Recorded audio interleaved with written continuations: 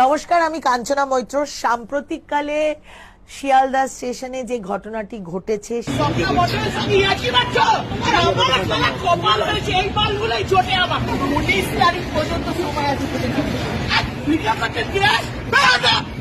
সেটি আর কিচ্ছু নয়, আমার নতুন বাংলা ছবির প্রমোশনের একটি অংশ। ছবির নাম কপাল। 19শে সেপ্টেম্বর আপনাদের সকলের নিকটতম প্রেক্ষাগৃহে আসতে চলেছে বাংলা ছবি, আমার বাংলা ছবি কপাল। কারোর অনুভূতিতে আঘাত দেওয়া সত্যি আমার বা আমাদের টিমের কারোর উদ্দেশ্য ছিল না, বিশ্বাস করুন। তবুও যদি কারোর অনুভূতিতে বিন্দুমাত্র আঘাত লেগে থাকে, আমি এখানে সকলের সামনে দাঁড়িয়ে হাত জোর করে আপনাদের কাছে ক্ষমা চাইছি। নমস্কার, আমার নাম রাজা সরকার। আমি এই ছবিতে কানাই মাঝির চরিত্র করছি।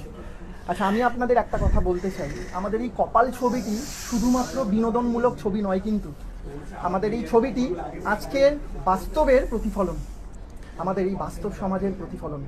আপনারা যারা যারা ছবিটা দেখতে যাবেন, আপনারা প্রত্যেকে রিলেট করবেন যে একটি মানুষের অভাব আর বেদনা সেই মানুষটিকে কতটা দূরে ঠেলে দিতে পারে। আর সমাজের এই উপেক্ষিত সত্যগুলো তুলে ধরাই আমাদের একমাত্র লক্ষ্য। নমস্কার, আমি সুকন্যা দত্ত। আমি কপাল সিনেমাতে ময়নামতি চরিত্রটা করছি। কপালে ট্রেলার রিলিজ করেছে। আমি সকলের কাছে